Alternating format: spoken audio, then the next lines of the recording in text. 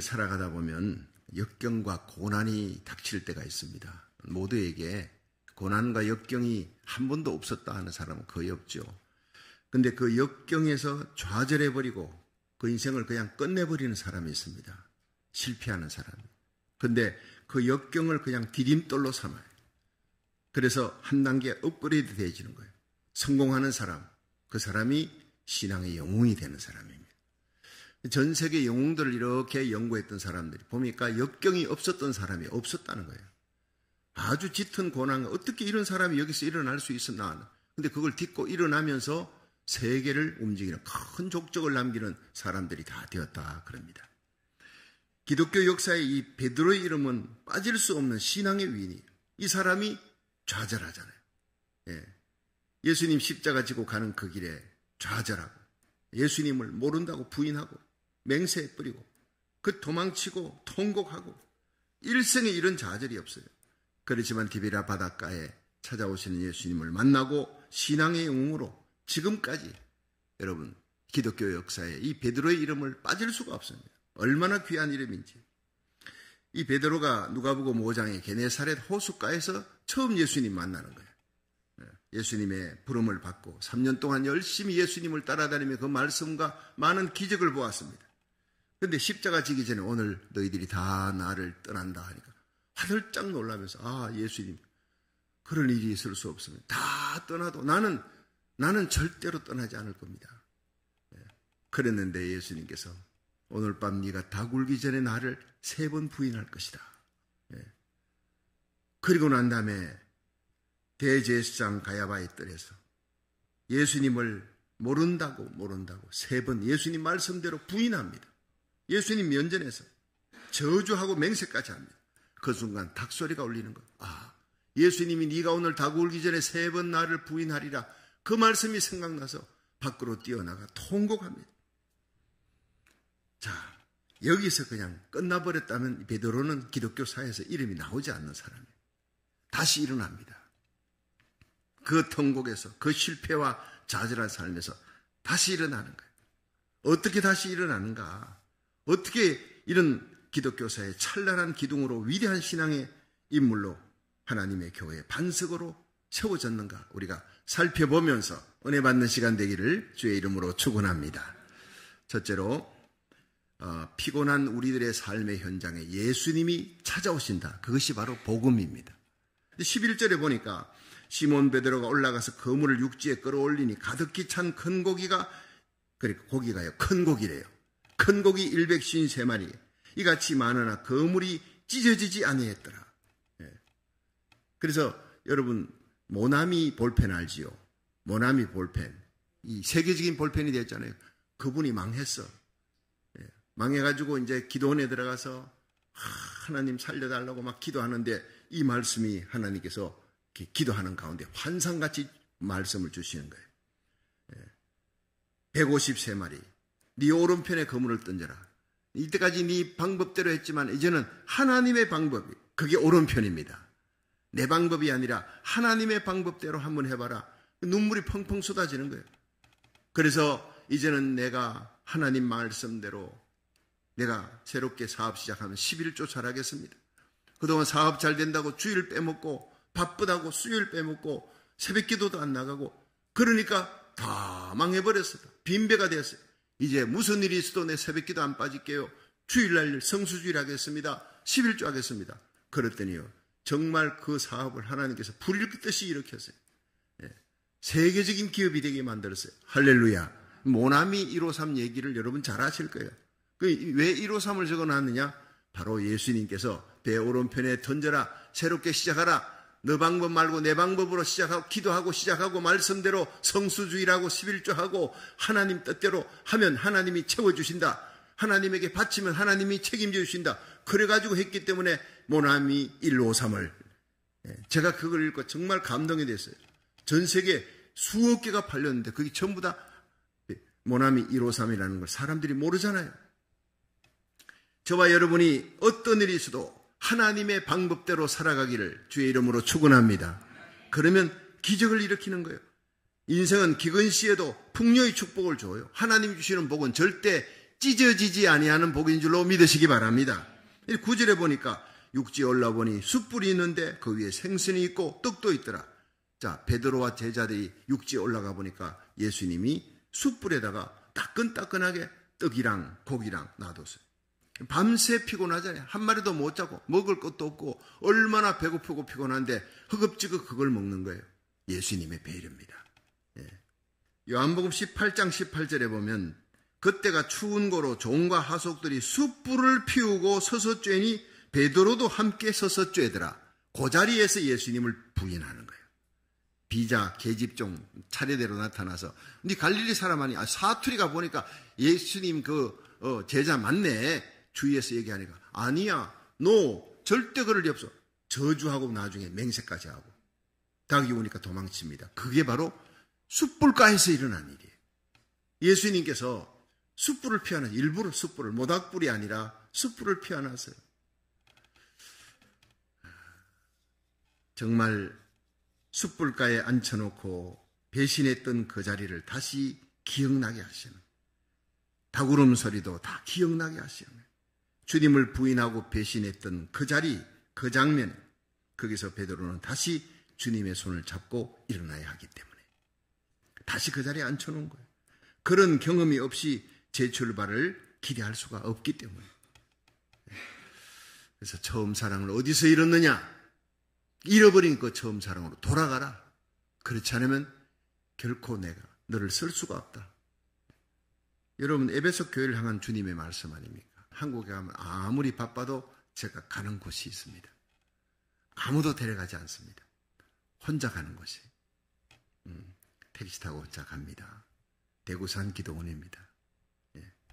그 기도원에 아무도 없는 교회당, 제가 십자가 밑에 강대상 밑에 내가 무릎 꿇고 금식하며 기도했던 자리. 아버지가 나를 교사 그만두고 신학하겠다니까 칼을 들고 왔어요. 잔뜩 만취가 됐어요. 집사님이 술 잔뜩 만취해가지고 죽이겠다는 거예요. 아버지 버리고 너 예수님 믿고 아버지 버리고 난 아버지는 이제 은퇴하고 너만 쳐다보는데 네가 부름받고 사명받고 신학하겠다고 넌 내 손에 죽어야 돼. 이렇게 배은망덕하고 불효하는 자식은 죽여버려야 돼요. 제 아버지 성격이요. 정말 하면 한다. 술김에도 찌를 수 있는 사람이에요. 내가 그 성격을 아니까 큰일 났다. 근데 기도하는데 하나님께서 평안을 주셨어요. 아버지가 저에게 너 나를 택할래? 하나님을 택할래? 둘 중에 하나를 택하라. 나는 아무도 버릴 수가 없습니다. 하나님 아버지도 귀하고 우리 아버지도 귀합니다 했더니 그런 소리 하지 마라. 둘 중에 하나 택해라. 오늘 끝내자는 거예요. 칼을 들고 제 목에 들이대고 둘 중에 하나 택하라는데 어떻게 아버지가 이럴 수가 있냐 이러고 그럼 팍 찔러버립니다. 우리 아버지 성격에. 주여 내게 지혜를 주옵소서. 근데 마음이 그렇게 평안한 거예요.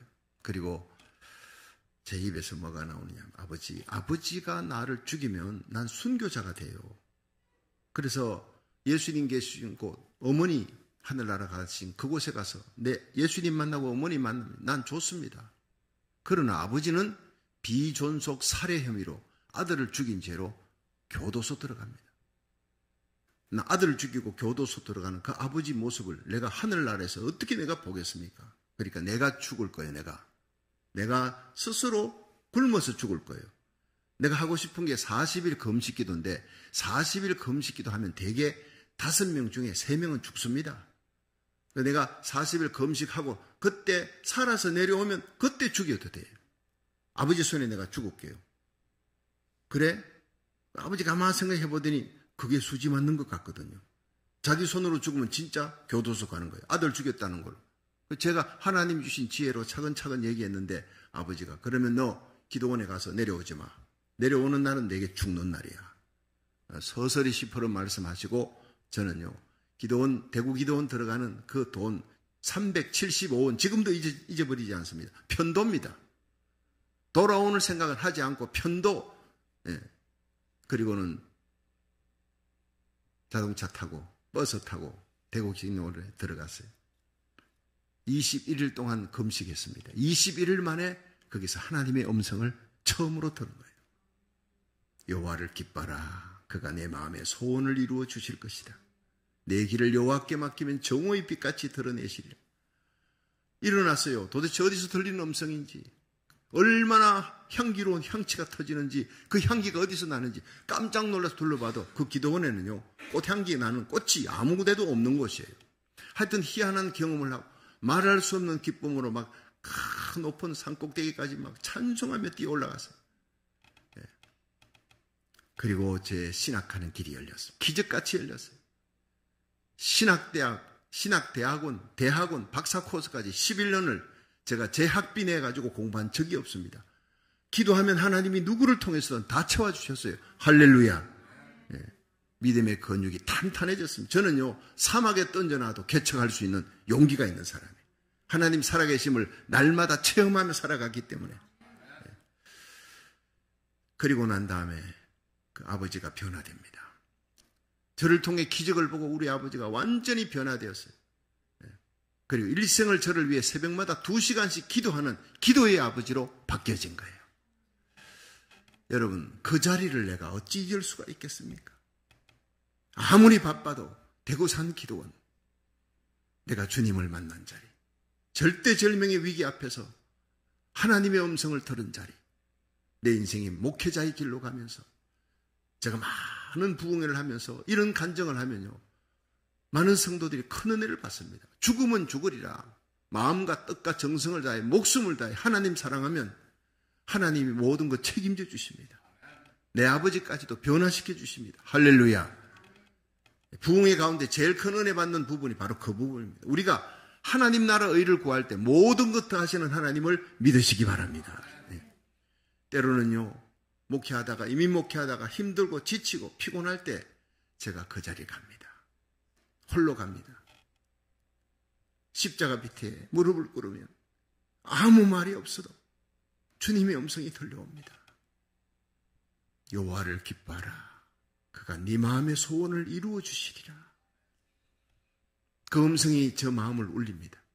눈물이 펑펑 쏟아집니다. 한참을 울고 나면 회복이 됩니다. 아무 얘기 없어도요, 눈물이 쏟아지는 그 자리, 주님의 음성을 듣는 자리, 내가 그때 일어났었지. 아무리 어려운 일이 있어도 나는 이때 죽은 거야. 이 자리에서 나는 죽은 거야. 내가 그리스도 예수와 함께 십자가에 못 박혔나니 그런즉 이제는 내가 사는 것이 아니라 내 안에 그리스도께서 사신 것이라. 이제 내가 육체 가운데 사는 것은 나를 사랑하사 나를 위해 자기 몸을 버리신 하나님의 아들을 믿는 믿음 안에 사는 것이니라. 갈라디아 2장 20절. 그 말씀을 저는 그 자리 대구산 기도원 기도하는 눈물의 기도의 자리에서 하나님의 음성 듣고 하나님 말씀 받고 다시 일어납니다. 아무리 어려워도 일어날 수 있는, 그리고 아무리 좌절되고 절망된 상황에서도 다시 일어날 수 있는 새 힘을 얻게 되는 것입니다. 그래서 여기까지 오는 것입니다. 여러분, 중세 유럽의 이 예배당에 첨탑인데 이 예배당 꼭대기의 첨탑에 십자가를 계속 많이 달지 않습니까? 대개 십자가를 달아놓아요. 지금 여기 교회도 십자가 달아놓고 한데, 그런데 십자가보다 더 많은 것을 달아놓은 것이 있대요. 그게 뭐냐? 닭을 조각했어요. 닭 모양을 조각해서 십자가 달아놓은 그 자리에다가 닭을 조각했어요. 왜냐? 교회는 바로 회개의 공동체라는 거예요. 전설에 의하면 베드로가 로마에 가서 설교하다가 많은 사람들이 베드로 설교 들으려고 동굴에 모여왔어요. 그 설교하다가 밤새워 설교합니다. 예수님의 말씀 전하다가 멀리서 꽃기호 하는 먼동이 틀 때 닭소리가 들리면요, 베드로가 설교를 못하는 거예요. 목이 메이는 거예요. 예수님 부인했던, 네가 닭 울기 전에 나를 3번 부인하리라. 그 말씀이 생각하면, 닭소리만 나면 예수님 부인했던 그 소리, 그 생각이 났어요. 그 자리에서 그냥 흐느껴 울고 주저앉아서 운다는 거예요. 마가복음 14장 72절에 닭이 곧 2번째 울더라. 이에 베드로가 예수께서 자기에게 하신 말씀, 곧 닭이 2번 울기 전에 네가 3번 나를 부인하리라 하심이 기억되어 생각하고 울었더라. 여러분, 우리가 생각하고 눈물 흘릴 수 있는 성도, 귀한 성도입니다. 생각하고 하나님 말씀 듣고, 생각하고 찬송하고, 여러분 이 시대를 바라보며 다가올 시대를 생각하면서 하나님의 말씀을 생각하면서 눈물 흘릴 수 있는 그런 기도의 자가 되기를 주의 이름으로 축원합니다. 이 베드로의 눈물이 평생을 가는 거예요. 닭소리만 듣고 생각하고 우는 그 눈물이 평생을 가는 그 아픔이 오순절 마가의 다락방에서 몸부림치며 기도했어요. 120명이 기도할 때 가장 처절하게 몸부림친 사람이 누구겠느냐? 베드로였어요. 저는 베드로였어요. 예수님을 3번이나 부인해서 누구보다 사랑받은 수제자였는 내가 어찌 내가 그럴 수가 있습니까? 주님, 이 자리에 앉아 기도할 수 있는 자격도 없습니다. 내게 성령을 부어 주옵소서. 내 힘으로 능으로 살아갈 수 없습니다. 성령의 능력으로 살아갈 수가 있습니다. 성령을 받게 하여 주시옵소서. 여러분, 그 120문도가 성령 받을 때 가장 강력하게, 가장 뜨겁게, 불같이 바람같이 누구에게 임했겠느냐? 베드로에게 임한 거예요. 나는 그렇게 믿고 있습니다. 그러니까 베드로가 견딜 수 없어 제일 먼저 뛰어 일어나잖아요. 설교하는 거예요. 너희가 죽인 십자가에 죽인 예수를 하나님이 살리셨다. 우리가 받는 이 방언이나 이 놀라운 역사가 바로 살아나신 예수님이 하나님께 가서 우리에게 부어주신 것이다. 3,000명이 회개하고 돌아오는 거예요. 베드로 설교 듣고 일생을 변화돼요. 로마까지 가서 복음 전하고 마지막에는 십자가에 거꾸로 달려 죽습니다. 내 사랑하는 주님이 나의 왕이 달린 그 십자가에 내가 달릴 자격이 없다. 나를 십자가에 거꾸로 달아라. 거꾸로 달아 죽으면서도 피를 토하면서도 찬송하며 갈 수 있는 그 감격, 그 뜨거운 열정이 어디서 나왔느냐? 닭울음 소리에서 나오는 거예요. 일생을 상한 마음으로 하나님이 구하시는 제사는 상한 심령이라 하나님이여 상하고 통회하는 마음을 주께서 멸시치 아니하시리라. 시편 51편 17절. 하나님이 이 시대에 찾는 사람이 누구냐? 상한 마음을 가진 자를 찾습니다. 상한 마음으로 예배드리고 상한 마음으로 하나님 나는 할 수 없어요. 세상은 악하고 마귀 권세 강하고 나는 약합니다. 주여 성령을 부어 주시옵소서. 성령의 능력으로 죄악을 이기고 세상을 이기고 마귀 권세를 나의 육신의 정욕을 이길 수 있게 하여 주시옵소서. 이런 믿음의 사람이 되기를 주의 이름으로 축원합니다. 두 번째로 주님은 베드로에게 사랑을 확인하신 거예요. 그 새롭게 하시는 요한복음 21장 15절 한번 읽어봅니다. 시작. 저희가 조반 먹은 후에 예수께서 시몬 베드로에게 이르시되 요한의 아들 시몬아 네가 이 사람들보다 나를 더 사랑하느냐 하시니 가로되 주여 그러하외다 내가 주를 사랑하는 줄 주께서 아시나이다 가라사대 내 어린 양을 먹이라 하시고. 자, 예수님께서 베드로를 만났죠. 베드로가 예수님 찾아간 게 아니라 도망치는 베드로를 예수님이 찾아간 거예요. 바닷가에 빈배 타고 오는 베드로를 찾아갔습니다. 이것이 바로 복음입니다. 하나님의 아들 예수님이 우리 죄인된 인간을 찾아오신 겁니다. 그래서 십자가에 달려 죽으시고 부활하신 겁니다. 우리는 구원받은 것입니다. 찾아오시는 하나님, 무화과나무 밑에서 도망치는 아담 하와를 찾아오시는 하나님이에요. 하나님은 언제나 찾아오시는 분입니다. 오늘 예배를 통해 하나님이 여러분을 찾아오십니다. 예수님이 여러분을 찾아오시는 거예요. 베드로를 찾아오시듯이 찾아오셔서 조반을 다 먹고 난 후에 요한복음 21장 15절 따로 불렀어요. 죄를 책망할 때는요, 많은 사람이 있는 데서 하면 안 되는 거예요. 따로 불렀어요. 개인적인 면담을 해야 됩니다. 여러분, 자식을 꾸중할 때 여럿이 있는 데서 꾸중하면 그 애는 평생 상처가 됩니다. 근데 그 아이를 따로 방에 불러서 그렇게 꾸중할 것 꾸중하고 난 다음에 끝에는요, 꼭 품어줘야 돼요. 보담아줘야 돼요. 엄마가 늘 사랑하기 때문이다. 아빠가 저렇게 너 초달하는 것도 사랑하기 때문이다. 그걸 확인시켜줘야 돼요. 여러분, 베드로가 다시 사명을 갖고 일하는 것, 세계 복음화를 위해서 일하는 이게 중요한 게 아니에요. 주님께서 내가 너를 사랑한다. 꾸지람하는 것도 사랑하기 때문이다. 주님과의 사랑의 관계가 회복돼야 되는 거예요. 예배는요, 주님과 나의 관계 회복입니다. 일하려고 하지 마십시오. 서명운동, 주님을 사랑하는 마음, 하나님 나라 의를 위해 거룩하게 살아야 되는 이 사랑하는 마음이 회복되면요, 서명운동도 쉽게 되지는 겁니다. 새벽마다 권사님들 나와요. 하루 종일 뛰고도 6시간 뛰고도 새벽에 나옵니다. 기도하고 또 달려갑니다. 그게 뭐냐? 가슴 속에 사랑이 있으니까. 여러분, 사랑을 안고 하나님의 교회 봉사하기를 주의 이름으로 축원합니다. 제 가슴 속에 사랑이 없다면 이 설교하는 것도 울리는 꽹과리를 따름입니다. 주님 사랑하는 그 사랑이 제 가슴 속에 울리니까 눈물과 함께 이 말씀이 여러분의 가슴을 울리게 되고 변화시키는 역사가 일어날 줄로 믿습니다. 요한의 아들 시몬아, 예수님 말씀하잖아요. 요한의 아들 시몬아, 네가 나를 사랑하느냐? 이 사람들보다 더 사랑하느냐? 내가 너를 특별히 사랑했다. 수지자 삼았는데 넌 이 사람들보다 나를 더 사랑하느냐? 물었어요. 관계 회복을 위해서. 이 베드로의 내면에 뭐가 있습니까? 죄책감이 있어요. 수지자인 내가 주님 사랑받았는데 내가 예수님을 배반해서 저주해서 그 열등감, 죄책감, 이 고름덩어리 이거 치유하지 않고는요 아무 일도 못하는 거예요. 그래서 예수님은 베드로를 만나되 숯불가를 택하신 거예요. 세팅해 놓은 거예요. 조반 먹은 후에 따로 불렀어요. 여러분, 책망도 감동적으로 해야 돼. 자, 한번 따라합시다. 책망도 감동적이어야 합니다. 사람을 변화시키려면요, 여러분, 부모님이 자식, 부부간에 책망을 할 일이 있다면요, 책망도 감동적이어야 돼. 그렇지 않으면요, 거기서부터 사단이 일어나는 거예요. 마귀가 틈타는 거예요. 이혼 문제가 거기서부터 시작되는 거예요. 뒤집어지는 겁니다. 책망도 감동적이어야 된다. 예수님의 교육 방법이 따로 불렀어요. 요한의 아들 시몬아. 여러분, 늘 베드로야 하다가 요한의 아들 시몬아. 여러분, 베드로는 반석입니다. 굳건합니다. 시몬은 갈대입니다. 원래 베드로의 이름이 시몬이었어요. 너는 흔들리는 갈대다. 너는 쉽게 넘어지는 자다. 내가 너를 잘 알고 있다. 너 넘어지는 것 자체가 하지 마라. 네 힘으로는 일어날 수 없어. 네 힘으로 하나님이라 할 수 없어. 내가 너를 붙들어야 돼. 거기에 다 포함되어 있는 것이 시몬이에요.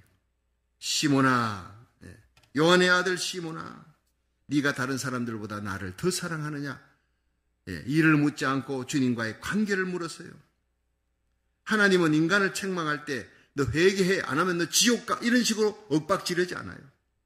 십자가를 딱 보여주시는 거예요. 내가 너를 위해서 얼마나 희생했는지 아느냐? 내가 죽을 만큼 너를 사랑한다. 하나님이 너를 얼마나 사랑하는지 아느냐?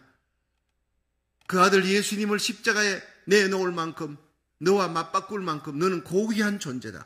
하나님의 사랑을 십자가에서 보여주는 거예요. 우리가 죄인 되었을 때 그리스도께서 우리를 위해 십자가에 달려 죽으심으로 하나님이 우리에게 대한 자기 사랑을 확정하셨느니라. 로마서 5장 8절의 말씀. 미국의 개척시대에 서부에서는 열차가 딱 달리는데 그 안에 일어난 일이에요. 이 백인과 흑인이 사소한 문제로 막 다투다가 나중에 백인이 화가 났어요. 가지고 있던 품에 칼을 끄집어내가지고 던졌는데 이 칼이 이 흑인의 가슴을 향해 날아가는 거예요. 심장이 꽂히면 그냥 그 자리 죽는 겁니다. 그런데 옆에 앉아있던 선교사님이 손을 내밀었어요. 그러니까 흑인 가슴으로 심장으로 날아가던 그 번개같이 날아가던 이 칼을 막았어요. 대신에 이 선교사님의 손에 피가 철철철 흐르기 시작하는 거예요. 사람들이 깜짝 놀랐어요. 빨리 지혈시키고 칼을 던졌던 백인도 도망가 버리고 흑인이 어쩔 줄 모르는 거예요. 그 자리에서 무릎을 꿇었어요. 자기를 위해 대신 칼을 맞고 피를 흘리는 그 선교사님에게 내가 일생 당신 집에 내 생명을 살려준 당신을 위해서 내가 일꾼으로 일하겠습니다. 그렇게 그 집에 데려갔어요. 그리고 열심히 일을 합니다. 일을 하다가 그 난폭한 성격이 한 번씩 튀어나오는 거예요. 이 흑인이 난폭한 성격이 막 한 번씩 튀어나올 때마다 따로 불렀어요. 그 선교사님이 서재에 가서 무릎을 꿇으라. 흑인이 무릎을 꿇었어요. 고개를 들어라. 고개를 드니까 선교사님이 손을 내밀었어요. 그 손이 무슨 손입니까? 흑인의 심장을 향해 날아오는 칼을 받아서 피 흘렸던 그 상처를 보여주는 거예요. 그래서 그냥 말없이 고개를 숙이고 눈물을 흘리는 흑인이 그때부터 또 성격이 바뀝니다. 또 그러다가 또 한 번씩 이렇게 막 난동 부리고 막 크게 화를 내면 서재에 부르다가 다시 또 칼자국을 보여주는 거예요. 일평생을 그렇게 해서 그 성격이 고쳐졌다는 거예요. 여러분, 예배는 예수님을 바라보는 시간이에요. 특히 예수님의 십자가를 바라보시기를 바랍니다. 날 위해 십자가 지신 예수님, 날 위해 못 박히신 예수님, 내 두 손으로 지은 제가 주님의 두 손에 못을 박았어. 내 두 발로 지은 내가 가서는 안 될 곳을 갔던 그 죄가 예수님의 두 발에 못을 박았어요. 내 생각으로 품었던 모든 죄들이 주님의 가슴에 심장에 못을 박았어요. 내 머리로 품었던 세상 기쁨, 불순종의 죄악이 주님의 머리에 가시면류관을 씌웠어요. 모두가 나 때문이었어요. 날 살리기 위해 주님이 십자가 달렸고 나에게 웃음을 주시기 위해 주님이 통곡하며 가셨어요. 나에게 의의 세마포, 그리스도의 신부로서 아름다운 세마포옷을 입히시기 위해 그 수치와 부끄러움을 가려주고 아름답고 흰 세마포옷을 입혀주시기 위해 우리 주님이 발가벗겨 오시고 수치와 부끄러움을 당하셨어요. 위대한 교훈이 갈보리의 십자가에서 이루어진 겁니다. 예수님 배반하고 바닷가로 도망치는 베드로에게 찾아오셔서 요한의 아들 시몬아, 네가 나를 사랑하느냐 물으셨어요. 네가 왜 나를 부인했느냐? 어찌 그럴 수 있느냐? 저주하고 맹세까지 어떻게 그럴 수 있느냐? 물어봐도 소용없는 것은 묻지를 않았어요. 주님은 베드로의 태도를 보고 싶어서 원칙적인 질문만 합니다. 베드로, 네 앞으로 어떤 일을 할 거냐? 일도 묻지 않았어요. 너 나하고 다시 사랑하자. 너 나 사랑하느냐? 그것만 물으면 그게 대답이 끝나는 겁니다. 시몬아, 네가 나를 사랑하느냐? 3번 묻는 거예요. 왜냐? 3번 부인했으니까.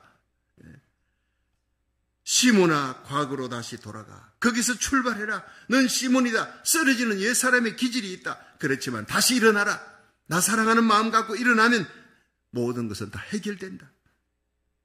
여러분, 베드로의 문제는 예수님을 배반했다는 사실보다 주님에 대한 사랑이 식어졌다. 디스커넥트 해버린 거예요.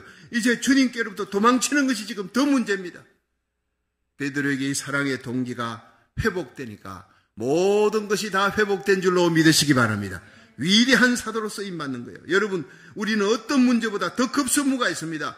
예수님 사랑하는 뜨거운 마음에, 첫사랑의 그 마음의 동기가 회복되는 역사가 오늘 이 예배 가운데 저와 여러분의 가슴 속에 다시 불을 붙을 수 있기를, 여러분 꺼져가는 불씨가 다시 타오를 수 있기를 주의 이름으로 축원합니다.